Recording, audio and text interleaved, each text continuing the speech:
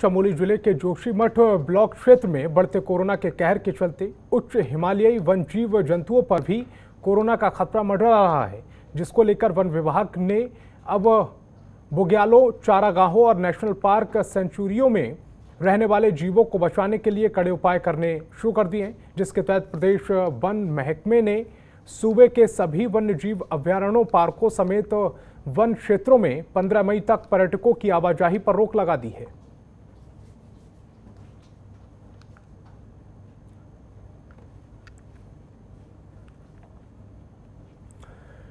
बद्रीनाथ धाम के मुख्य पड़ाव जोशीमठ में पिछले कुछ दिनों से बाहर से साधुओं का आना जाना जारी है।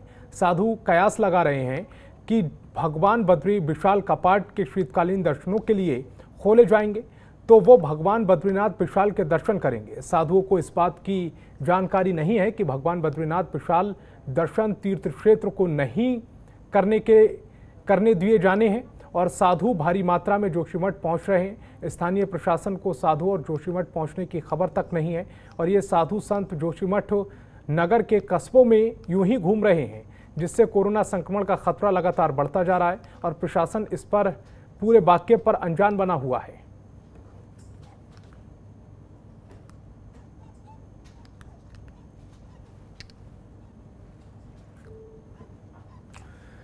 रानीपुर कोतवाली क्षेत्र के सलेमपुर में लापता चल रहे 2 बच्चों के शव संदिग्ध परिस्थितियों में पड़ोसी की कार में बंद मिले हैं। बच्चों के शरीर पर चोट के निशान भी मिले हैं।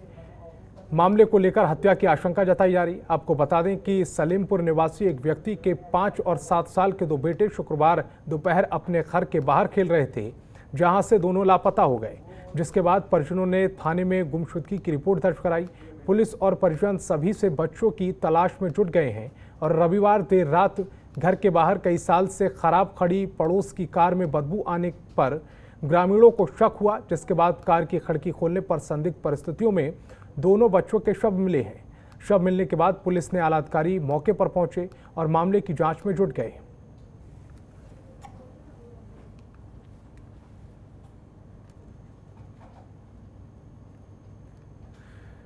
चंपावत जिले के टनकपुर कोतवाली पुलिस को नशे के खिलाफ एक बार फिर से बड़ी सफलता हाथ लगी है। टनकपुर पुलिस ने लघिया नदी के पास से चरस तस्कर को 5 किलो 250 ग्राम चरस के साथ रंगे हाथों गिरफ्तार किया। दरअसल पुलिस को सूचना मिली थी, जिसके आधार पर पुलिस ने कार्रवाई करते हुए आरोपी को गिरफ्तार किया है।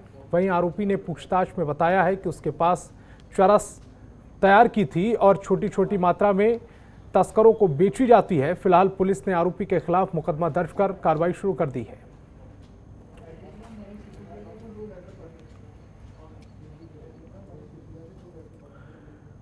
हरिद्वार में कोरोना लगातार बढ़ता जा रहा है और इसी को देखते हुए यहां कोविड कर्फ्यू लगा दिया गया है। इसी दौरान आवश्यक चीजों की दुकानों को खोलने का समय 12 बजे तक निर्धारित किया गया है और इसको लेकर पुलिस प्रशासन ने सख्ती दिखानी शुरू कर दी है और जो लोग कोविड कर्फ्यू का पालन नहीं कर रहे हैं, पुलिस उनके खिलाफ आपदा प्रबंधन अधिनियम, महामारी एक्ट और भारतीय दंड संहिता के तहत मामला दर्ज कर रही है। इसी क्रम में रुड़की सिविल लाइन कोतवाली प्रभारी निरीक्षक राजेंद्र साहा ने जानकारी देते हुए बताया कि कोविड कर्फ्यू के दौरान अति आवश्यक चीजों को छोड़कर सभी प्रकार की सेवाओं को बंद करने के आदेश दिए गए हैं, जिसका पालन करवाने के लिए पुलिस प्रशासन हर संभव प्रयास कर रहा है और पुलिस लोगों को जागरूक कर रही है। साथ ही बिना मास्क पहने और सोशल डिस्टेंसिंग का उल्लंघन करने वालों के खिलाफ कार्रवाई करते हुए 65 चालान और 10,650 रुपए का जुर्माना वसूला गया है।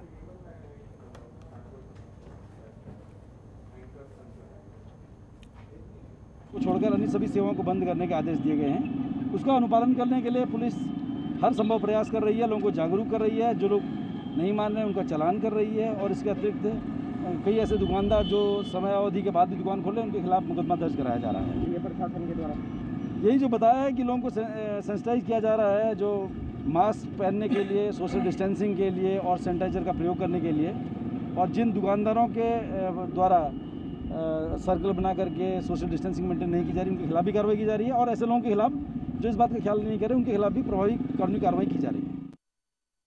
राज्य में कोविड के बढ़ते प्रकोप को देखते हुए सरकार ने 11 मई से 18 मई तक प्रथम फेज में कोविड कर्फ्यू लगाने के आदेश जारी किए।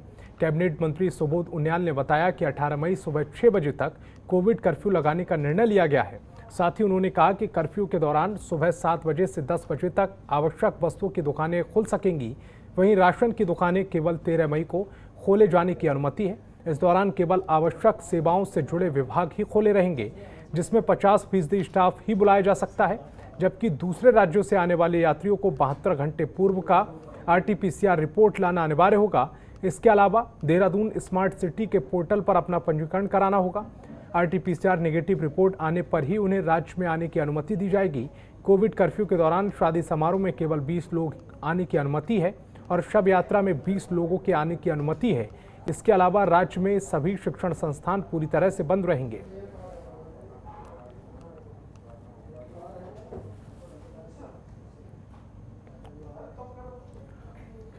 देहरादून में बेवजह घरों से बाहर घूमने वालों पर पुलिस ने सख्ती लगानी शुरू कर दी है। दरअसल राजधानी में सड़कों पर उस वक्त हड़कंप मच गया जब बेवजह घूम रहे लोगों को कैदी वाहन में बिठाकर गली मोहल्ले से ले जाया गया और पुलिस थाने पहुंचाया गया।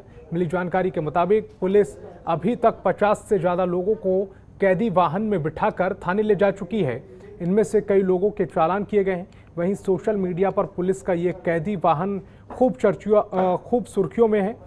कुछ लोगों द्वारा पुलिस के इस काम की जमकर सराहना की जा रही है और बेवजह घूमने वाले लोगों को कैदी वाहनों में ले जाने वाला वीडियो सोशल मीडिया पर वायरल हो रहा है।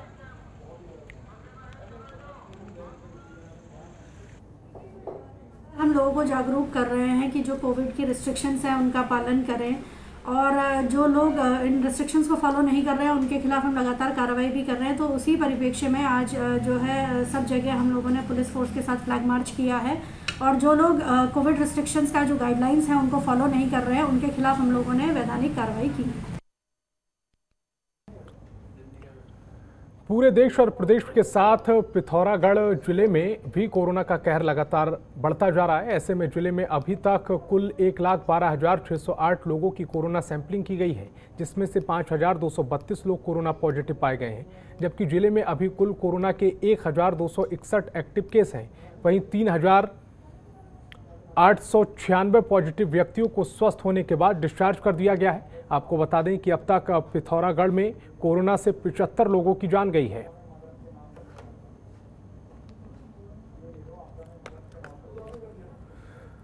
तो इस बुलेटिन में फिलहाल इतना ही। देश दुनिया की तमाम बड़ी खबरों के लिए देखते रहिए जनतंत्र टीवी।